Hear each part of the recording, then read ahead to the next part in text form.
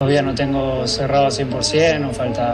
আমি চেয়েছিলাম এখন জমবে কোপা আমেরিকা। ব্রাজিল কোয়ার্টার ফাইনালে ওঠার লাইভে এসে একই বলল লিওনেল মেসি। দর্শক, কোপা আমেরিকার গ্রুপ পর্বে নিজেদের শেষ ম্যাচে ব্রাজিল কঠিন সমীকরণ নিয়ে কলম্বিয়ার বিপক্ষে খেলতে নেমেছিল। হারলে বাদ এমন সমীকরণের ম্যাচে না জিতেও যেভাবে কোয়ার্টার ফাইনালে জায়গা করে নিল ব্রাজিল। দর্শক, এই ম্যাচে কলম্বিয়ার বিপক্ষে ম্যাচের 13তম মিনিটে কলম্বিয়ার খেলোয়াড় ডি বক্সের ঠিক 7 গজ দূরে ফাউল করে ব্রাজিলের খেলোয়াড় গোমেজের সাথে। সেই ফাউলের সুবাদে ফ্রি কিক পায় ব্রাজিল, আর সেই ফ্রি কিকে রাফিনহা দুর্দান্ত ভাবে গোল আদায় করে নেয়। যদিও বলটি গোলকিপার ফিরিয়ে দিয়েছিল, তবে তার হাতে লাগার পরেও বলটি গোলের ভিতরেই ঢোকে।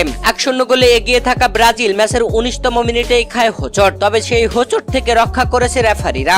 ডি বক্সের বাইরে থেকে ফ্রি কিকে কলম্বিয়াও গোল আদায় করে নিয়েছিল হেড করে, তবে সেই গোলটি অফসাইডের কারণে বাতিল করে দেওয়া হয়। প্রথমার্ধে একদম শেষ মুহূর্তে ব্রাজিলের করা গোলটি পরিশোধ করে কলম্বিয়ার ডানিয়েল মুনোজ। দর্শক, প্রথমার্ধে 1-1 সমতায় থেকে বিরতিতে যায় দুই দল, আর বিরতি থেকে ফিরে গোল পেতে মরিয়া থাকা দুই দলের কোনো দলই গোল পায়নি। শেষ মুহূর্ত পর্যন্ত লড়াই করে 1-1 ড্র হয় ম্যাচটি। ড্র হওয়ায় 2 ড্র ও 1 জয় নিয়ে কোয়ার্টার ফাইনালে জায়গা করে নিয়েছে ব্রাজিল। গ্রুপ ডির দ্বিতীয় স্থানে থেকে কোয়ার্টার ফাইনাল নিশ্চিত করলো ব্রাজিল। দর্শক, ব্রাজিল কোয়ার্টার ফাইনালে ওঠায় লিওনেল মেসি অনেক খুশি। তাই তো ব্রাজিলের খেলা শেষে লাইভ এসে তিনি বলেন, ব্রাজিল ভালো দল। কোপা আমেরিকার কোয়ার্টার ফাইনালে তাদের মতো দল যদি না থাকে তাহলে কোপা আমেরিকা জমে উঠবে না। তারা কোয়ার্টার ফাইনালে জায়গা পেল, এটা ফুটবল প্রেমীদের জন্য ভালো, কেননা কোপা আমেরিকা এখন বেশ আরো জমে উঠবে।